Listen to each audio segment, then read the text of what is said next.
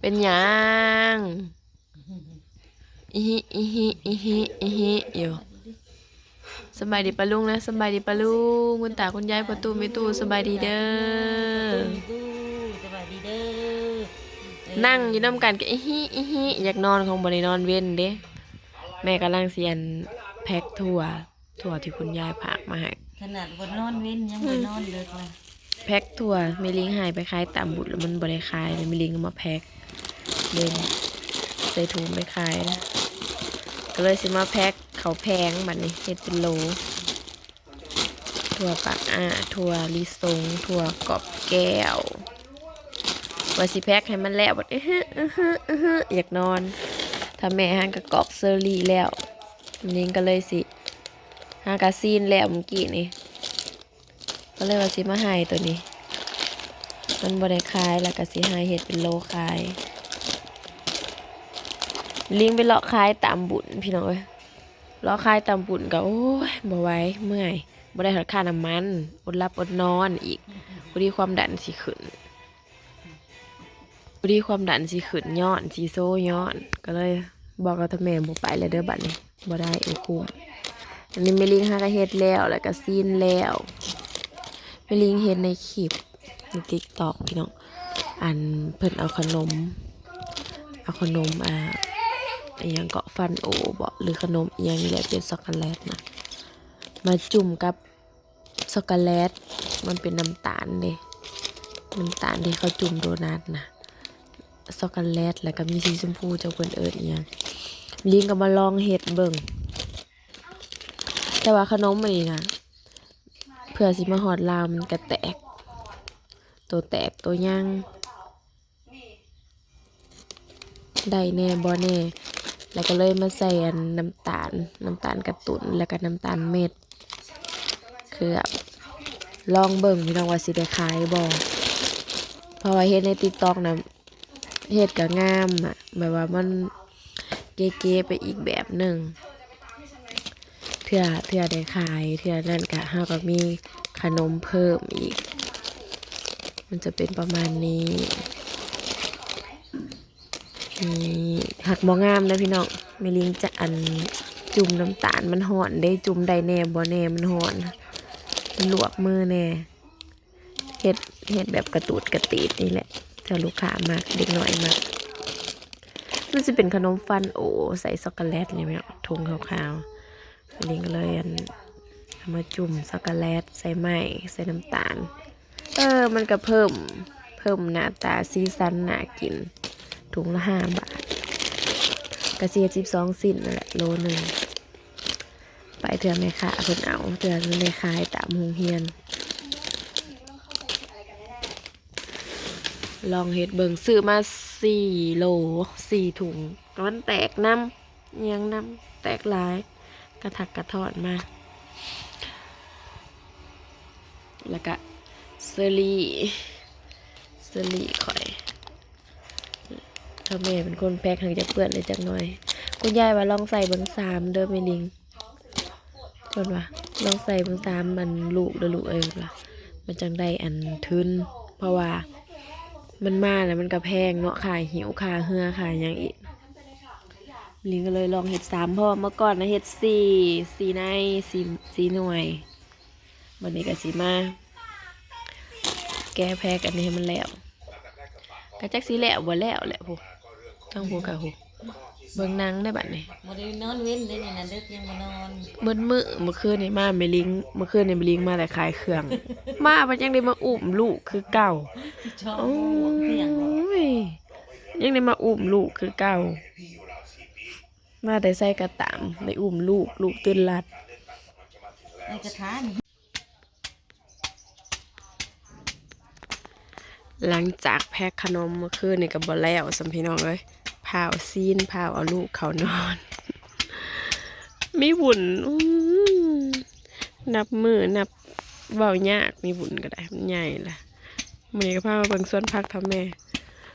สวนผักทำแม่ก็ได้งัวเขามากินเมื่อคืนนี่อัดไว้ก็ซี่เขามามุ่นเมิดแน่ เตยหอมนี่เห็นว่าสิบ่แตกงอแตกงากเนาะมาปลูก3เถื่อไปคอนเขาจะมาปลูก3เถื่อจังไดนั้นพักตั้งสายแม่ลิงพักตั้งสาย3เกาะนี่2เกาะนี่ก็บักงามๆเด็ดแล้วแตกอีก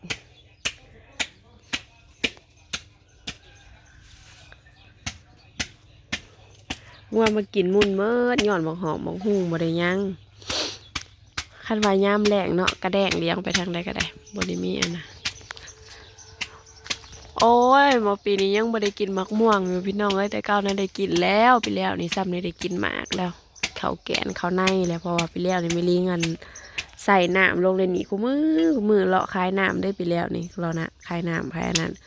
บัดนี้บ่ได้เลาะแล้วก็บ่ค่อยได้ใส่น้ำลงนี่ปานใดใส่ก็ธรรมดาเบี้ยมะม่วงเถอะแม่อันที่เห็นเป็นเบี้ยน่ะบ่แม่นมะม่วงอย่างไรพี่น้องมะม่วงกะซอเอามาคั่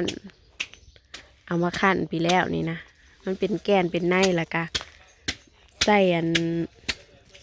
ทงไว้โฮดให้มันใหญ่กะว่ามันบิดตายจังสิเอาไปเสียบไปปลูก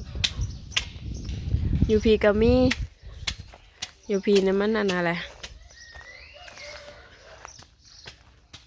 นี่เนี่ยบริเวณใส่ทงซับเดือน6ไปแหละมันดินอ่อนไปแหละจากสีก้นใส่ทงพักวัวละผ้าทับแม่ก็งามเลยบางหุ่งกำลังจะได้กินหมากแล้วตัวหนึ่งตัวผู้ตัวหนึ่งตัวแม่อยู่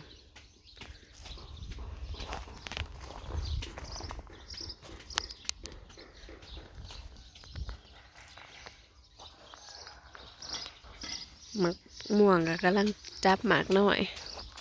มาเบิ่งถ้าพ่อคั่วป่าเพิ่นได้ป่ามาแล้วมันตัวใหญ่แล้วบ่มีไปซื้อมาคั่วขายตกปูดขายพี่น้องมันโลละ100นี่มันหาโลครึ่งเสียมาคั่วขายแบบนี้ป่านี่สมันใหญ่เนี่ยแต่เก้ากับบ่เคยได้ป่าใหญ่เนาะพี่น้องเลยแต่เก้านะผู้เจ้าเข้าเอาไปก่อนบัดนี้นะผู้เจ้าเข้าแลบ่ได้ลงแต่เด็กแต่เศร้าก็เลยได้ ผู้เจ้าป่าเอาไปก่อนบัดนี้ผู้เจ้ามองได้บัดนี้มีหลายเจ้าเด้อหาป่ากันเลยมีเจ้าป่ากับเจ้ามองบ่ว่าเฮ็ดหยังเนาะผู้เจ้าเพิ่นก็จ้องแต่จะเอาโมเมนต์มันไข่บ่เพราะมันคือใหญ่มันโมเมนต์ยามมันบ่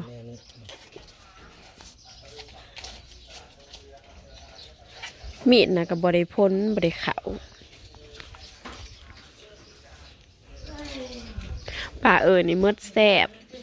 จำกระแซบเขาจำกินได้อยู่พอจำกระแซบเฮ็ดลาบซาลาบซอยกระแซบหนึ่งกระแซบเฮ็ดอันปลาแดกไห้ตอนเวลาไว้มกแห้งกระแซบขั้นปลาคลองแล้วแซบเมื่อปลายังก็ได้ขั้นปลาน้องแล้วมันจะข้าวขี้ต้ม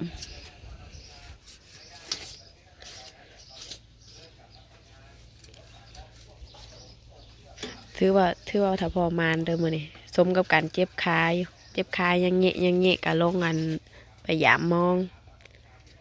จะเป็นยังมันเป็นยังคาจ้ะเนาะพ่อบ่จ้าพอแนวเหยียบบ่แม่นไปหาเหยียบเสียนเหยียบยังแล้วมันเจ็บบ่จ้ะ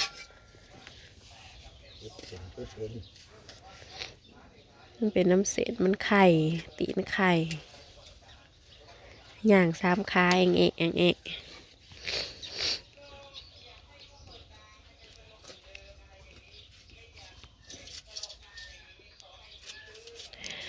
มานี่ก็ขอลาเลยทุกคนฝากเป็นกำลังใจให้มันลิงเลยพี่น้องไปแล้วสบายดีบ่กล้าถ่ายเฮิงเพราะว่าจากนั้นมันสิติดแดงอีกหน่อยหนึ่งก็ติดแดงไปแล้วสบายดี